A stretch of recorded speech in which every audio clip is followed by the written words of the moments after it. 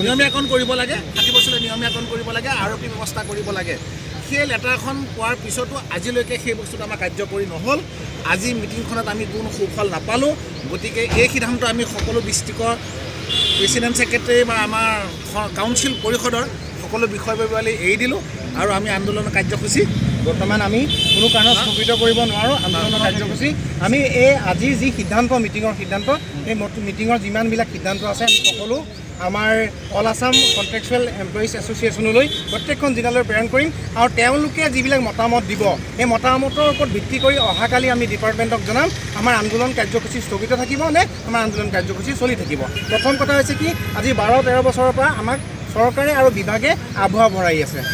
আমাৰ মূল দাবীটো হৈছে সকলো কৰ্মচাৰী, সকলো পৰ্যায়ৰ পঞ্চায়ত আৰু গ্ৰামোন্নয়ন বিভাগৰ ঠিকাভিত্তিক সকলো পৰ্যায়ৰ সকলো কৰ্মচাৰী সুনিশ্চিত কৰিব লাগিব। 60 বছৰলৈকে চাকৰি সুনিশ্চিত কৰিব লাগিব। এক আৰু দ্বিতীয় কথা আমাক স্কেল পে আৰু গ্ৰেড পে দিব লাগিব। তাৰপিছত আমাৰ অন্যান্য চৰকাৰী কৰ্মচাৰীয়ে যিমানবিলাক সুবিধা পায় সেইবিলাক অট'মেটিক আমাৰ লগত আহিব লাগিব। এই মূল দুটা দাবী আৰু এই দুটা দাবীৰ অবিহনে আমি কোনো কাৰণত আমি এই বৰ্তমান সময়ত সিদ্ধান্ত দিব পৰা নোৱাৰোঁ আমি। গতিকে সকলো কৰ্মচাৰীক সুধি কৰ্মচাৰীসকলে আমাক বিভাগে প্ৰদান কৰা যিসমূহ আজি তেওঁলোকে প্ৰদান কৰিম বুলি কৈছে সেই সকলো আমি অহাকালি জনাম।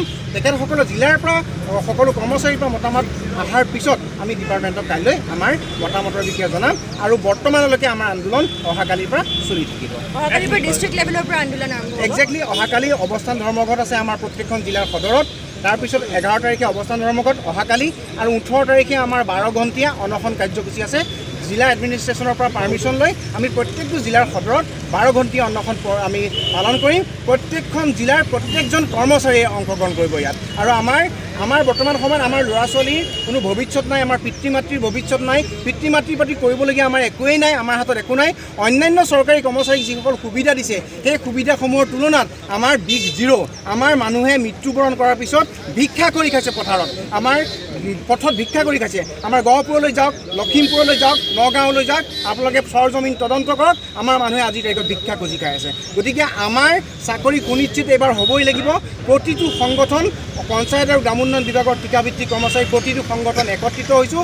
কোনো ডিভাইড এণ্ড পলিচি ৰুলে আমাক কোনো কাৰণত এইবাৰ একত্ৰিত কৰি ৰাখিব আমাক ডিবেট কৰিব নোৱাৰে। আমি একগোট আছোঁ। চৰকাৰ আমি যিকোনো পৰ্যায়লৈ এবাৰ যাম। চৰকাৰৰ বিপক্ষে নহয়, কিন্তু বাৰে কৈ আছোঁ চৰকাৰৰ বিপক্ষে আমি কোনো কাৰণত আমি যোৱা নাই। চৰকাৰৰ সপক্ষত থাকি আমাৰ মৌলিক অধিকাৰ, সাংবিধানিক অধিকাৰ, এখন দেশৰ জনসাধাৰণে পোৱা যিখিনি অধিকাৰ, এজন দেশৰ